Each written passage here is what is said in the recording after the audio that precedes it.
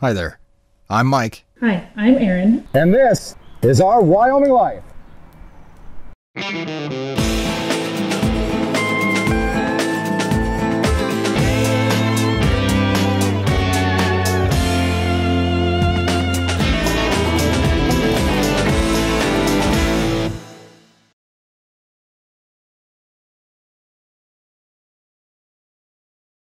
So this week has been a little crazy. As you know, we've spent all week getting ready for our farm to table dinner, which is happening Sunday night. Throw in a regular week, a farmer's market, and the overall taking care of the ranch, and I can tell you both Erin and I are wiped out. One of the great things I did get to do this week was make a new channel trailer for YouTube for Our Wyoming Life. It gave me a chance to go back through a bunch of old videos and dig up some lost treasures. I went back and watched some of our first videos, and let's just say we've come a long way in a short amount of time, and that's all thanks to you.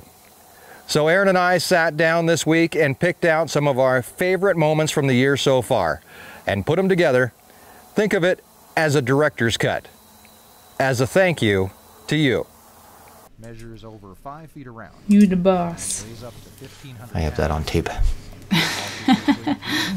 So this was our very first video, came out the end of January, and this is the one that, you know, in the beginning we were talking about doing marketing our videos just towards our farmers market customers that buy produce and beef and pork and stuff like that. That obviously changed after this video came out, and the next morning, well, actually that night, because my phone started blowing up with alerts and subscriptions and stuff like that. I remember waking up at like 11:30 or something. I had fallen asleep before you went to sleep, and you were like, we have 200 views. And I was like, oh my gosh, I can't believe 200 people had watched it already. And then by the time we woke up in the morning, it was over 20,000. It was a real eye-opener. That day was really...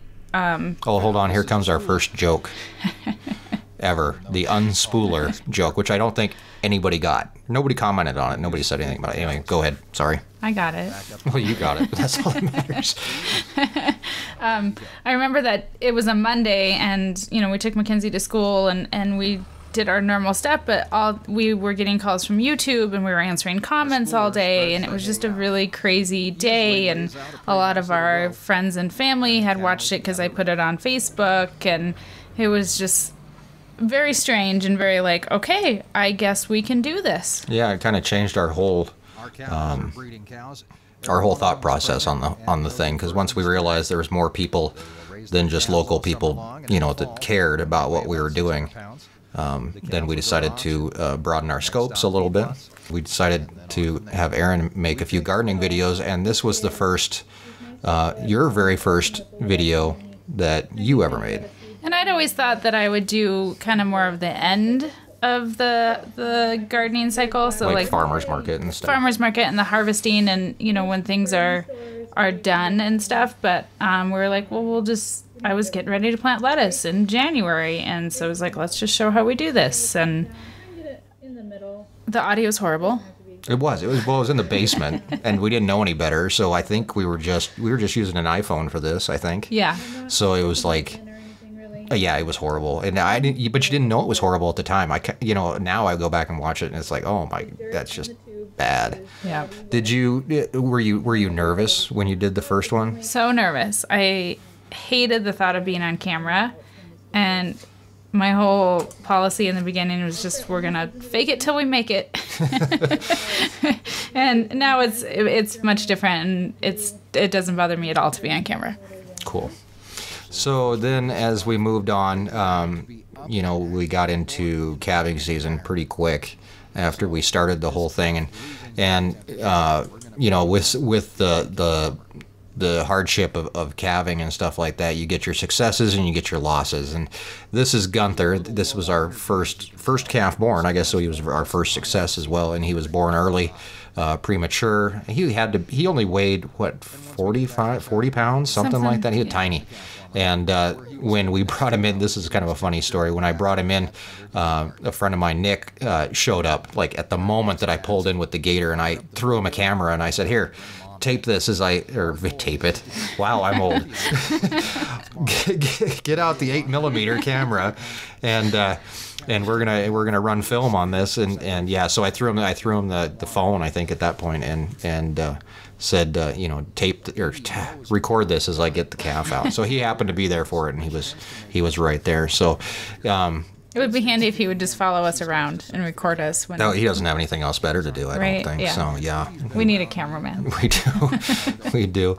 So yeah, Gunther turned out to be our first calf and our first success story. We brought him through quite a bit. It wasn't like really touch and go with him because he was relatively healthy. It was just he was cold and hypothermic and really premature, so he had no fat on his body like whatsoever. He was just like skin and bones. And as I bend her over, you can see my bald spot there, and I know you're going to say something about that. I don't realize how bad it is until you bend over because you're taller than me. So. Oh yeah, I never thought about that. Yeah. And it's one of the rare occasions that I wasn't wearing a hat. I don't know where my hat was at. It was probably because it was like 20 degrees outside, and I had a beanie hat on or something. Yeah, you had your winter gear on. So one thing that's kind of cool is some of our videos gain more popularity over time, and this is definitely one of them. The cow tipping. Small little segment of a video where I was actually trying to tip a cow, which did not work, at least by myself. But it's one of those that's came back around, and I think that's kind of interesting that kind of thing happens. It also happened with a couple different videos too. Heading back into the gardening side of things, and at the end of all that gardening, the first gardening videos, which there seem to be a lot of them about planting and maintaining crops, and weeds, pulling weeds. Eventually you get to the point where you're like actually harvesting something. That's probably like your high point, isn't it? Yeah, there is 90% of the work happens before the crop is ready to be harvested, and there's still weeding and stuff that comes afterwards, so that's never quits. But yeah, we do a lot of stuff. I order seeds in January, and I don't pick lettuce until July. So there's a lot of stuff that happens from the beginning to putting stuff on the table at farmers market. Oh look, the wind's blowing in Wyoming. Imagine that. The peppers have done really well this year. I'm picking sweet banana peppers there, and the plants have 3 times as many peppers on them right now, and they just look gorgeous. So one thing we wanted to touch on as we head into this last little part here is how lucky we are to be here. And one of our first videos, our second video, was called Our Story. Gilbert, who was Erin's stepdad, passed away in 2012.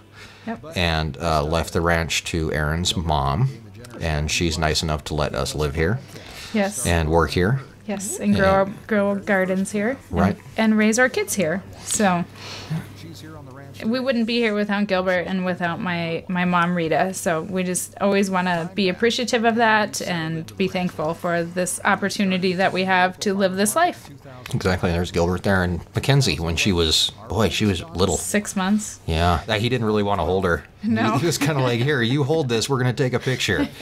Gilbert was an interesting old fart. I really do miss him sometimes.